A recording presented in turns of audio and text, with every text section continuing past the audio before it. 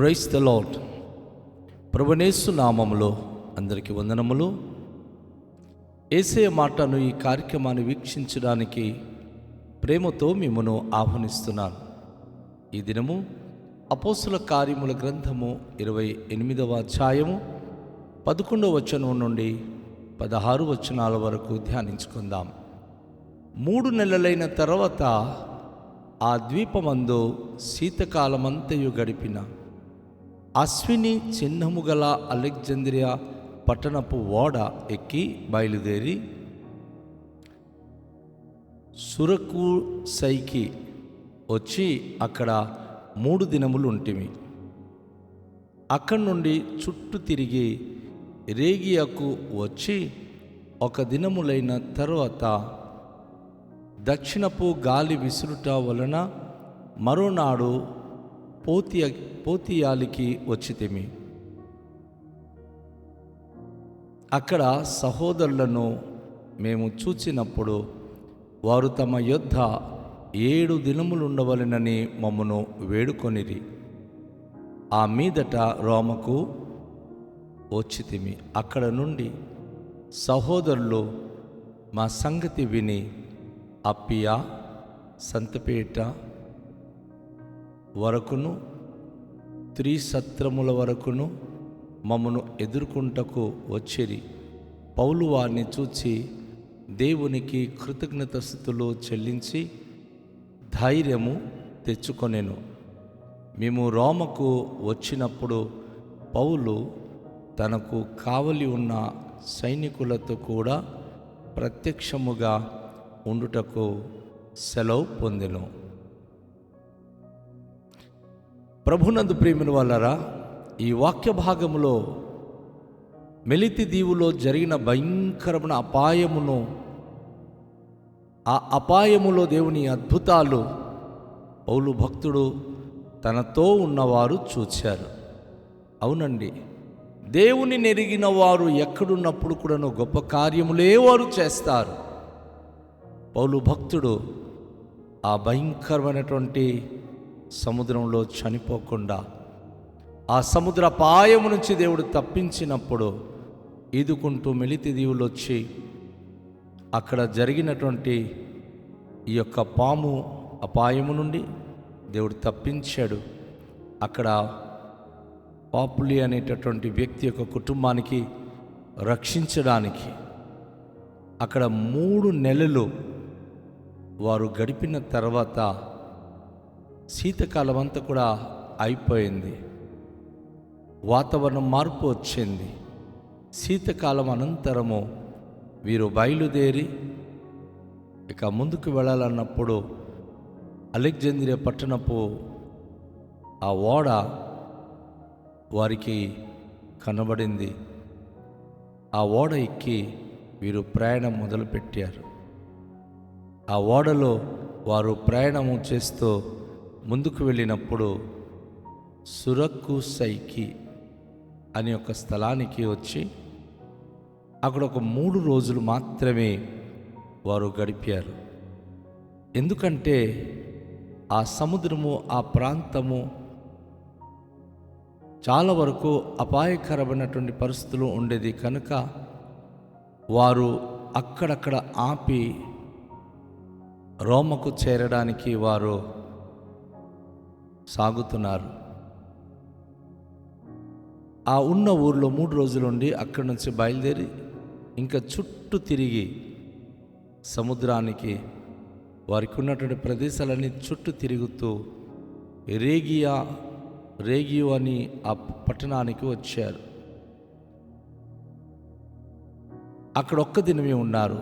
తర్వాత దక్షిణపు గాలి విసురుట వలన మరోనాడు పోతియాలికి వచ్చారు. వారి ప్రయాణంలో రకరకాల పట్టణాలు వారు చూస్తున్నారు. పోతియాలి అనే స్థలానికి వచ్చినప్పుడు అక్కడ 7 దినాలు ఉండడానికి అక్కడ కొంతమంది సహోదరులు వీరికి ఎదురయ్యారు. బహుశా వీరి ద్వారా రక్షించబడిన వారు, లేక వీరి సువార్త ద్వారా వారు ఆత్మీయంగా వారు పోషించబడుతున్నవారు. వీరిని చూచినప్పుడు తమ యొద్ద 7 దినాలు ఉండాలని వారు బ్రతిమలుకున్నారు. సో ఒక్క మాట మనం గమనించాలి. ఇప్పుడు ఎవరు వీరికి ఆతిథ్యం చేయాలనుకున్నా అపోస్తలుడైన పౌలు, లూకా, ఇంకా కొంతమంది సహోదరులు వీరు కొద్దిమంది కాదు. ఇక్కడ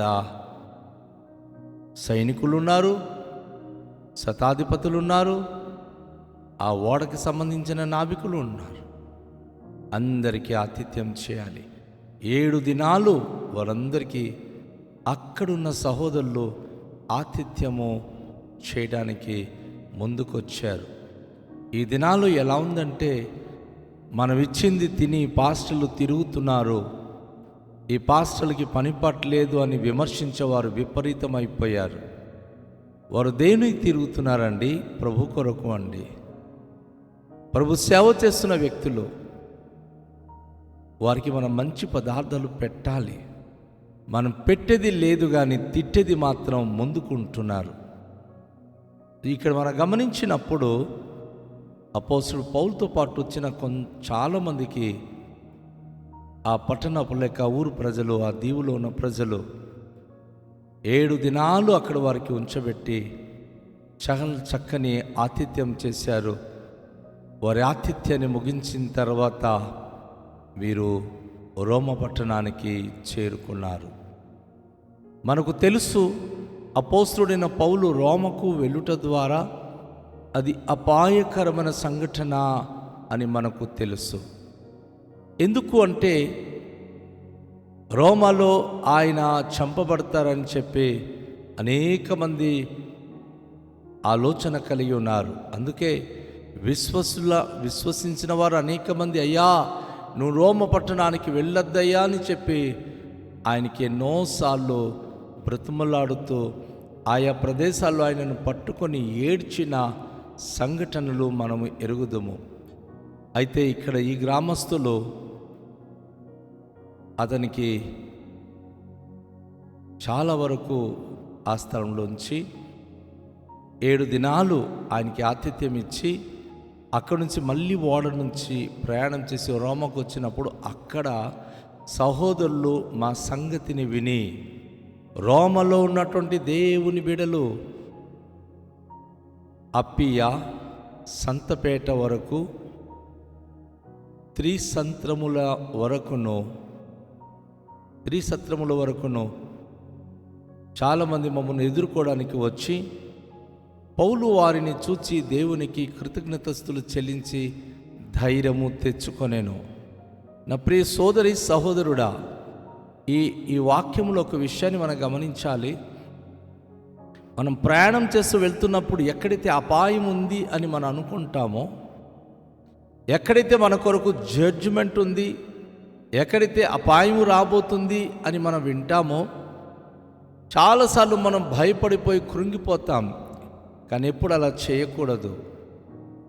దేవునికి కృతజ్ఞతాస్తుతులు చెల్లించి ధైర్యం తెచ్చుకోవాలి. మన సహోదరులు మనకు వ్యతిరేకంగా మాట్లాడినప్పుడు కూడాను, అధికారులు మనకు విరుద్ధంగా మాట్లాడినప్పుడు కూడాను ప్రేమించేవారు కొందరుంటారు, మనకు ఆదరించేవారు కొందరుంటారు. వారు మనకు ఎదుర్కొని వచ్చి మనకు ప్రోత్సాహంగా, సహకారంగా మనకు కావలసిన సమస్తమును తీరుస్తూ ఎంతో ప్రేమ చూపించేవారు ఉన్నారు. పౌలు అలాంటి వారిని చూచి దేవునికి కృతజ్ఞతాస్తుతులు చెల్లించి ధైర్యము తెచ్చుకున్నాడు. నిజమే, మన పరిచర్యలో సహకరించేవారు, సమయానికి మనకి ఏం కావాలో సమకూర్చువారు ఖచ్చితంగా కొందరు ఉంటారు. అలాంటి వారిని మనం చూచినప్పుడు మనకు ఎంతో ప్రోత్సాహం, పరిచర్యలో కానీ, ప్రయాణాల్లో కానీ, రకరకాల పరిస్థితులలో కానీ నిరుత్సాహమైపోతున్న మన హృదయాలకు మన ద్వారా రక్షించబడిన బిడలు, ఆధ్యాత్మికతలో ఎదిగిన బిడలు మనకు ఎదుర్కోవడానికి వచ్చినప్పుడు మనకు కలుసుకోవడానికి వచ్చినప్పుడు, వారిని చూచినప్పుడు మన మనసులో ఊహించని ధైర్యము, ఊహించని సంతోషము. కనుక దేవునికి కృతజ్ఞతలు చెల్లించుటలో మనం ఉండాలి. అపోస్తలుడైన పౌలు అంటున్నాడు, మేము రోమకు వచ్చినప్పుడు, లూకా అంటున్నాడు, పౌలు తనకు కావలి ఉన్న సైనికులతో కూడా ప్రత్యేకముగా ఉండుటకు సెలవు పొందెను. దేవునికి మహాకృపను బట్టి పౌలు బంధకాలలో ఉండి రోమకు వచ్చాడు. ఖైదీలందరూ కూడా వారి చెరసాలలోనికి వెళ్ళిపోయారు. వారు ఎవరితో మాట్లాడడానికి వీల్లేదు, ఎవరితో కలుసుకోవడానికి వీల్లేదు, ఎవరితో వారు ఎక్కడికి వెళ్ళడానికి వీల్లేదు. కానీ అపోస్తలుడైన పౌలుకు మాత్రం సైనికులతో కూడా ప్రత్యేకంగా ఉండడానికి ప్రత్యేకంగా ఆయన సెలవు పొందాడు. ఎందుకు అంటే తను ఎవరైనా వచ్చి కలుసుకోవచ్చు, ఎవరైనా అతనికి ఆహార పదార్థాలు ఇవ్వచ్చు, ఎవరితోనే అయినా ఎంతైనా హ్యాపీగా మాట్లాడవచ్చు. అందుకే అపోస్తలుడైన పౌలు రోమలో ఉంటూ అనేక పత్రికలు సంఘాలకు రాయడానికి అవకాశం పొందాడు. రోమలో ఉంటూ అనేక మందికి కలుసుకున్నాడు. ఫిలిమోను పత్రిక మనం చదువుతాం కదా, ఆయన రోమలో ఉన్నప్పుడు తనకు సేవ చేయడానికి ఒనేసిము అనే ఒక వ్యక్తి ఖైదీగా ఉన్నవాడు తోడుగా దొరికాడు. ఇలా అనేక మంది తను ఖైదీలో ఉన్నప్పుడు కూడాను తన సందేశం ద్వారా రక్షించబడుతూ, తన సందేశం ద్వారా మారు మనసు పొందుతూ, తనకు అన్ని విధాలుగా సేవ చేస్తూ సహకారులుగా మిగిలిపోయారు. తనకు ఇంటి గురించిన గుర్తు రావట్లేదు, ఇంట్లో ఎవరూ లేరు. యేసుప్రభు వారు అంటారు కదా, నా తండ్రి చిత్తము నెరవేర్చువాడే నా అన్నదమ్ములు, నా అక్క చెల్లెలు, లేక నా తల్లిదండ్రులని. అపోస్తలుడైన పౌలు కూడా అదే మాదిరి తన జీవిత కాలంలో ఎంతమంది అయితే ప్రభు పట్ల విశ్వాసం కలిగి, ప్రభు పట్ల నమ్మకం కలిగి జీవిస్తున్నారు, తనకు సహకరించేవారే తన బంధుగా ఎంచి, తన మిత్రులుగా ఎంచి ఆయన ధైర్యంగా సంతోషంగా ప్రభును స్తుతిస్తూ తన జీవిత కాలము గడిపి ఉన్నాడు. నా ప్రియ సోదరి, నా ప్రియ సహోదరుడా, దేవుని యొక్క వాక్యంలో మనము ఎంత అపాయం పౌలుకు వస్తుందో అంత ధైర్యం పౌలుకు కలుగుతుంది. సొంతవారు తనకు పలకరించేవారు లేకపోయినా